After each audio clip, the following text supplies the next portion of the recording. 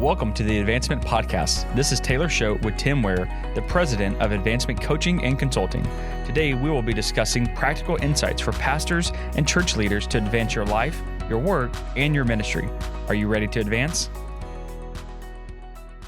Hey guys, welcome to the Advancement Podcast. Today, it's great to be back with you guys. Today, we have a treat for you, a panel.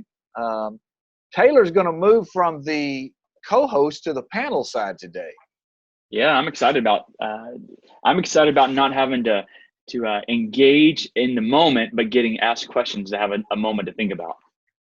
No, that means you have to actually think faster. And we got returning one of the days when Taylor was out sick, we had Chad McInnes come in and set in for Taylor, and so Chad's back to be a part of our panel today. It's good to have you back. Yeah, it's good to be here. I'm looking forward to today. And we've got Pastor Joe McCrary from up at DFW. He's in the Irving area, and he's going to be joining us as a third member of the panel. Yeah, Bedford area, but yes, definitely. Okay. Thanks for inviting me. Bedford. And anybody that's listening, you won't recognize much difference. But if you're watching, you'll see, hey, you're wondering, where's Marco? Where's all the fancy camera stuff? Well, today we're trying something a little different.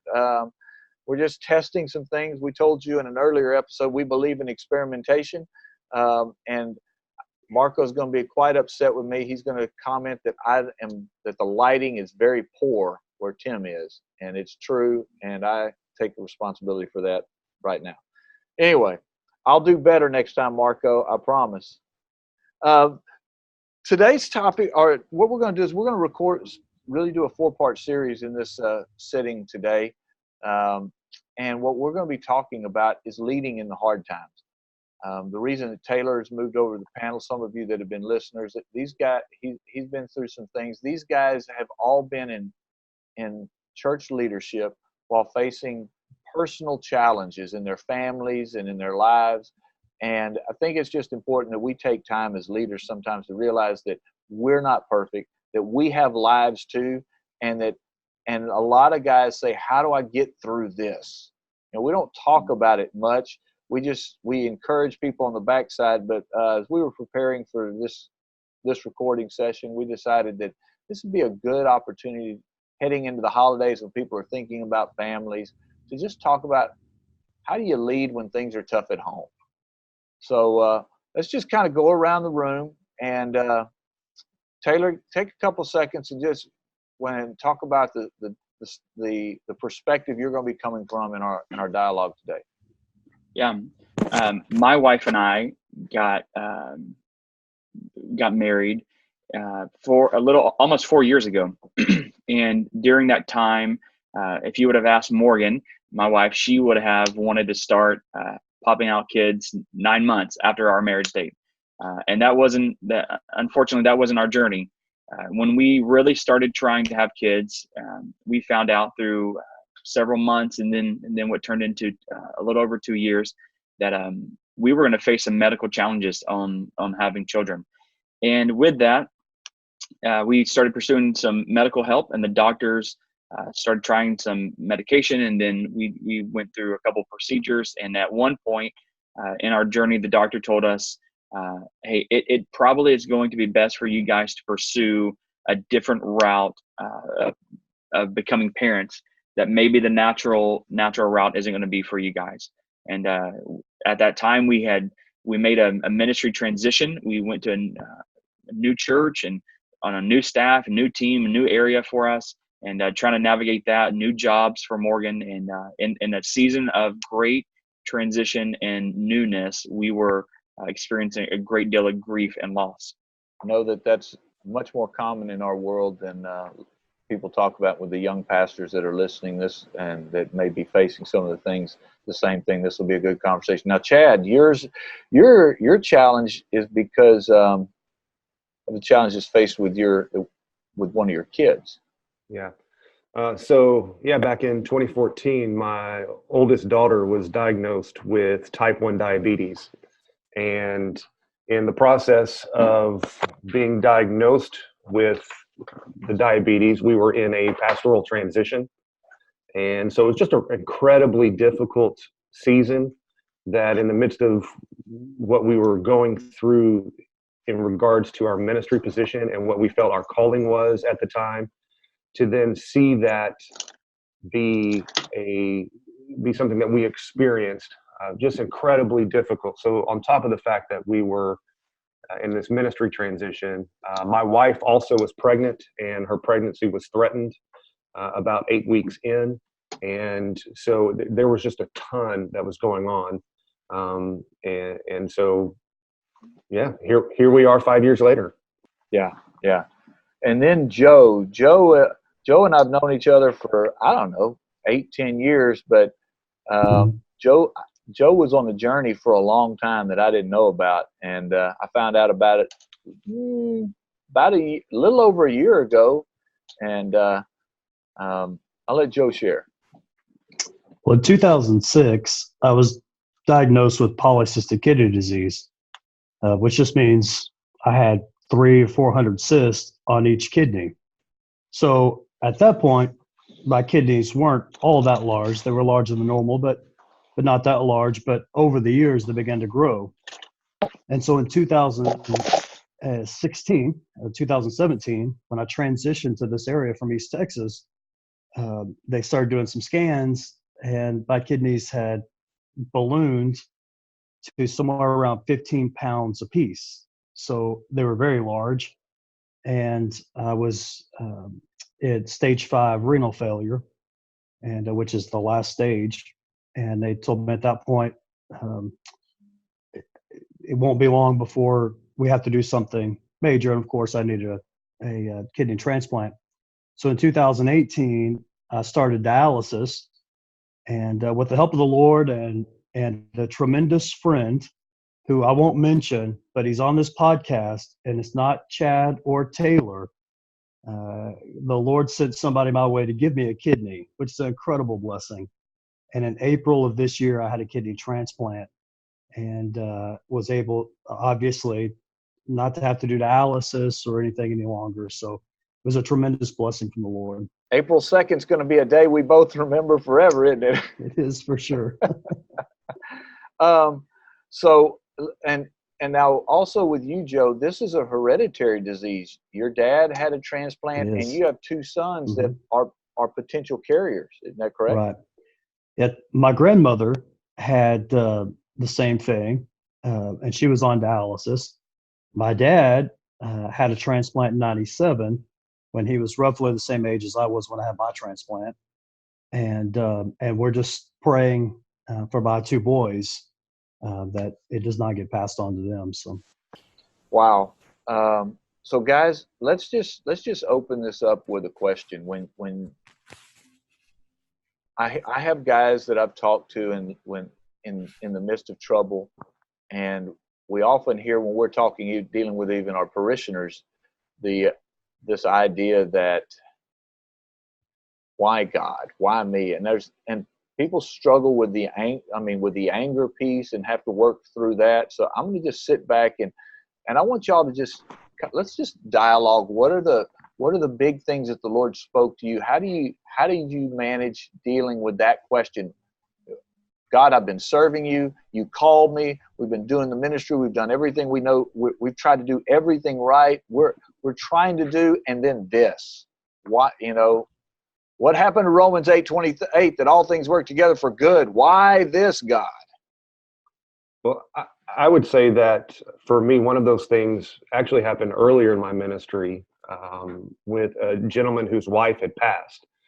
She had passed from leukemia, and he went to a really dark depression, and they'd been married over 50 years. I went and visited him one day, and he asked me if I knew what Romans 8:28 is, about 6 months after she had passed, and I could tell that he had really kind of come through the grief. He said to me, Chad, do you know Romans 8:28? I said, yes. He said, tell me what it is. I said, I quoted it, all things happen for good to those who love God and are called according to his purpose. He said, nope, that's not it. And so I told him I beg to differ, because that was that's kind of been the life verse for me. And the point that he mentioned was, he said, Chad, you can't leave off the first 3 words of that verse, which are, and we know all things. happen for good. So it's not just that all things happen for good. It's the knowing. And so I've carried that with me for probably about 15 years now, knowing that whatever it is that's going on, it's that whatever God is in the process of doing in me, it's a knowledge. It's not a doubt. I don't have to question, although I still do. I don't have to doubt, although I still have those moments. But it's to know and to really try to anchor my heart, my soul, particularly my mind, to trusting in the knowing piece of what God is doing. So when Caitlin was diagnosed and you guys are in the middle of all this, did you still experience that moment of frustration with God? And this is obviously, you're saying this is what carried you through that. Yeah. Frustration would be putting it very lightly. I mean, there was just sheer anger. There have been, moments of, I wouldn't say hatred, but definitely anger, trying to figure out, why is it that it's my child? But then I think what has gotten us through that is just knowing that we're now a part of a community, that now that we're a part of a community who's gone through what we've gone through, like that's helped us as well. But in the moment, anger was so real. The doubt of so many things, wondering what it was that, was it something that we did, something that I did that caused this, even as a pastor, feeling that, what could I have done differently so that she didn't have to have the diagnosis? Okay, when you said it was something I did, knowing you the way I do, Chad, the thought, I remember Steve Urkel from back in the day did I do that? Sorry, that's yes, that's not yes, right. That is from back in the day. You are correct. You were young. You were much younger. I watched, TGIF, ABC. Every Friday night I was there. I definitely feel that there was some responsibility, that I had done something that, that maybe God was punishing me for. And that even went back to when Nicole began, in this season, again, we're in transition, Nicole begins hemorrhaging while she's pregnant with Caleb, who's, almost 5 now. But in that moment, she bled for 12 straight days. 12 straight weeks. And we thought for 12 weeks she was going to, that she was going to lose the baby. In the process of that, one of the words was that God had given us. Someone had been praying and said that we really feel that God is taking you guys through a season of testing. And this is prior to diabetes. This was prior to Nicole being pregnant. And they just said, God's taking you through a time of testing. And so the day that she began hemorrhaging, I was with you. I drove home that night from the Metroplex, and we went to the doctor the next morning, and I heard the Lord say, as clear as I've ever heard him say anything, not audibly, but within my soul, that the time of testing is not about you proving to me that you're faithful, but it's about me showing you that I am. And, that was really the anchor for our souls as well in that season, that testing what God was doing in us. I can prove to him that I'm faithful and that I'm deserving or worthy of anything. That, we go our whole lives trying to get the A, try to make straight A's, or try to get if you have an A, you want the A plus. If you have the A plus, you want the A plus plus. So we go through our whole life trying to get the very best grades. And in that moment, I felt like God was saying, you can't strive to earn my acceptance, to earn my love, to earn my approval, to get through this. You're not going to get the A plus on the, this isn't a graded process that you're going to show me how faithful you are, or that you're going to prove to me how faithful you are, but I'm going to show you that I am. So with you other guys, I mean, did you kind of go through something that's similar to this? What did the Lord say to help you get through? Did you even get angry with God? Oh, I can for sure attest to becoming angry with God. In the height of the moment when Morgan and I were in and out of doctor's office here in Austin, it felt like every week trying something else and, doing something else and procedures, whatnot. I was given the opportunity to preach, and, as an associate pastor, I don't get those opportunities often. And so I never want to turn them down. And yet at the same time, I was like, God, I don't really want to have to spend any time with you right now, because if you're good, I don't understand your goodness in all of this. And the Lord kept reminding me of the passages in the Gospels of the storm that comes on the sea and Jesus is asleep in the boat. And that I felt like the disciples when they asked, don't you care that we're perishing? Because in the heat of our moment, Morgan has heard me share this, that there were many nights, many days, afternoons, I would come home from the office, Morgan would get home from school, and she would lay on the floor and cry. And I thought during this that, man, I'm not only losing hope for a family, but I'm losing hope for my wife to come out of this well, and then for me to come out of this well. And so anger, man, you could see it on Chad's face when, if you can get close to hatred, we got close to it. And I remember just one night, kind of in the middle of our journey, getting down on I grabbed Morgan and said, hey, we're going to get on our knees and do the only thing that I know to do, and that's to pray. And that conversation between Morgan and I and the Lord, Chad, you probably, Joe, Tim, you probably anyone listening has probably been there. We just don't ever like to confess this, that I hope that the Lord didn't hear my prayer that night, because it was laced with anger, and just not understanding. The anchor point for me was this reality that God just kept reminding me that He is in control, that He's at least in the boat. And for me, that was my message that Sunday that I got to preach in the middle of all of this, is that, who's in your boat? And if Jesus is in your boat, then you still have hope.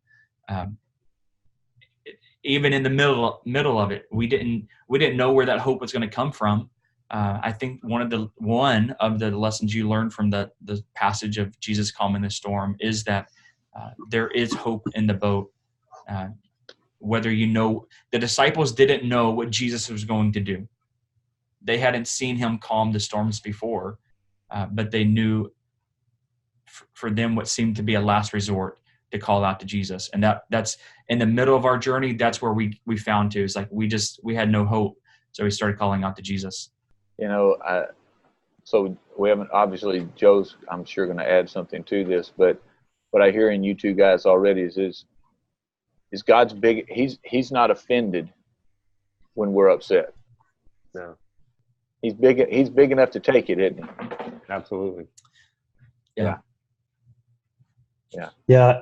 In my case, I don't think it was anger as much as it was confusion, because I've seen God do miracles. I mean, I've seen blinded eyes open and deaf ears unstopped. When Angela and I couldn't have kids, we had tried for 7 years. Had a guy come to the church, had an incredible ministry, literally told us 9 months from today. I mean, just the voice of God and a miracle, supernatural thing. 9 months from that night, Angela had our first kid. And so I've seen God do miracles. And so I'm in the midst of it, and it continues to get worse. And I'm praying and asking God, and I'm transitioning from East Texas to the DFW area. And I need the strength. I need the help. And I'm in the altar praying almost every day. I mean, just like almost all day, every day. And I'm asking God, why don't you do this? I know you want to do it. I know you're able to do it. I just don't understand why you're not doing it. And I was in that mode for quite some time, even prior to the transition, knowing I was going to transition, and then after the transition. And one day I was in the altar praying, And it was just an incredible breakthrough. And the Spirit of God spoke to me, and he said, "My grace is sufficient for you." And I've read those words to Paul 1,000 times. They don't mean much to me. When God speaks that to Paul, it doesn't mean a whole lot to me. But when God spoke it to me, it meant something incredible. God said to me, "I have this in my hand, and it's in my time." And all that confusion that I had of why God wasn't going to do this, in the midst of all that, God spoke to me this word that the process is the plan. I didn't fully understand that at the moment, but it kind of became a theme for me for a couple of years, that the process is the plan, or the things that you're going through are my plan for your life, for the benefit of your future. And I had to realize and recognize that it was bigger than just me and what I was facing at the moment. So I'm taking notes over here, and I hear from Chad faithfulness. I hear from Taylor hope. I hear from you, Joe. I hear sufficiency. But the phrase that you just said, that the process is the plan, that indicates this is part of the journey of God transforming us. It's bigger than that moment we're in that so captivates us and just pulls us in when we're in the midst of these things. I think that's kind of that seems to be a little bit of an underlying theme in every one of your stories. Yeah, I think it's so easy in the moment to think that what's going on is just a single thread, and that it's not woven into the rest of our story. And to even know that what's happening in the moment is, let's not even say it's a tapestry that God's crafting for our family or our church, but it is that when he's in that moment, we don't see it, but on the back end of it, I'm able to look back and to say, wow, not only was he doing something in our lives and showing that he was faithful, but because we've seen him faithful, now we're in community with other people who have gone through the very same thing, or we're in community with people who have been dealing with diabetes for a long time and able to reach out. I mean, there was a pastor in the Austin area that my doctor connected me with, whose child had just been diagnosed, and he said, "Hey, he's a minister like you. I think it would be good for you to probably just reach out to him and just let him know." My doctor is not necessarily, our doctor isn't necessarily even a person of faith. So for that connection to be made and to be able to say, "Hey, this is how we discovered, God taking care of us in this process," and just believing that he can do it for you. But then even seeing larger as a whole, that it's just a part of this whole tapestry that God's creating, and for our lives to even intersect, not to be super spiritual, but even in this moment, as we're having the discussion, to be able to know, oh man, I wasn't the only one going through that, or my wife wasn't, or my child wasn't, that we're bonded because we've all been through something, and yet can say in the midst of it, God remained faithful. I think that's a cool thing, because you've mentioned multiple times this community piece. I know, now that after going down through the journey with Joe, I can't tell you how many people I've run into that have had kidney donations, or even or been through the donor process, and there is something. The Lord, I think there's also a piece that we have to recognize, that there's a harvest component, that doors are open for us to connect to new people that we would have never connected to in our life, and that there's actually a harvest piece in this, that we have the opportunity to do some gospel pieces, because it puts us in environments we would have never been in if we hadn't walked this road. Yeah. It may not just be our process, that just when the process of the plan, it may be a part of somebody else's process coming to the gospel, coming to the Lord. Yeah, absolutely. Yeah. When we were going through our struggle And I got up and preached that Sunday about the whole passage, Jesus in the boat and calming the storm. I read that passage over and over like any good student of the word would do before they preached. And I picked up on something then that it never really stuck out to me. And it's this one phrase in Mark chapter 4, verse 36. It says, "And leaving the crowd, they took him, Jesus, with them in the boat, just as he was." Then it's my translation has a period and starts a new sentence in that verse, and it says, "And other boats were with them."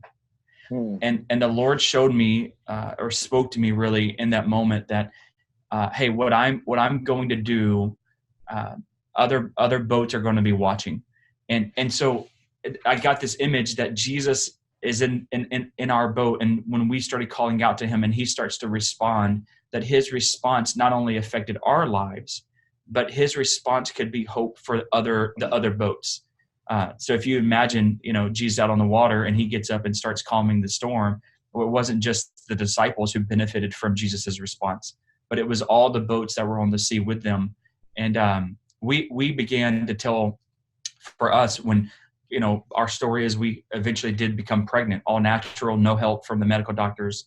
We can talk a little bit more about that whole process a little bit in the next podcast. But I began to tell Morgan, you realize that our miracle is not just our miracle anymore, but it's a miracle for a whole congregation. Everyone who holds our baby now, and we just chose to invite as many people as we could to pray with us.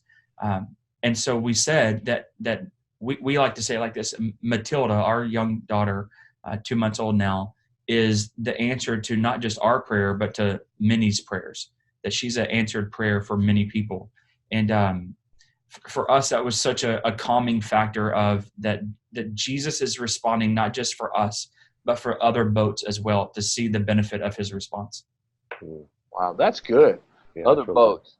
So we're coming up on the end of our time in this one, and we're going to talk some more next time. But so here, as I've listened to you guys talk, here are the three big things that I would say are keys that for other pastors, young ministers, whoever that might be facing a struggle, especially a point where you're angry or you're frustrated with God, is number one, run to God no matter what. Joe said he was in the altar. Taylor says we knelt down and we prayed an angry prayer. Chad says you got run to God no matter what. Number two thing I heard, and it really comes from what Joe's quote, that the process, I added a word, the process of transforming us is the plan. And then again, this last piece that I've heard is a significant thing that we should be aware of, is that there's a harvest component to this. What God is doing in us is also an opportunity for others to watch. It's for the other boats. There's opportunities for others to be saved in the process, so their boats aren't destroyed. This is good stuff, guys. Normally, I would ask you, Taylor, as we come to the end of this, I'd ask you, so what's your takeaway? But I don't know what to say at this point in the. Let's go to Joe. Joe, as you listen to everybody talk, what's your takeaway for today? Ha! You know what? 1 Thessalonians 5, in everything give thanks. There's a multitude of circumstances that we're facing, and Tim, you've been through things, and everybody faces things in life. But the word says that in everything give thanks, no matter what your difficulty, no matter what your circumstance, it doesn't matter. The command is to give thanks. And that's my takeaway, that we've overcome a multitude of circumstances here. The hand of the Lord has been evident. Well, next time we get together, next time we're going to really look at walking through the grieving process while trying to lead a congregation. We took this episode to really focus a little bit inward, and now we're going to move towards how do we lead people while we're grieving in the next podcast. So, guys, we hope to see you next time. And also, I want to tell you that we've got a couple of things coming up. We're going to be doing our first ever. We've got a seminar, a live online seminar in partnership with Remnant Radio coming up after the first of the year. We'll be giving more details as we go, and we're looking at making some changes to the podcast. We're hoping it's going to benefit everybody after the first year. We love you. See you next time. Thank you for joining us today on the Advancement Podcast. The show notes are available on our website at www.advancement.cc, along with other resources. Again, this is Taylor Schote on behalf of Tim Ware and the entire Advancement team. We want you to remember that you are meant to advance.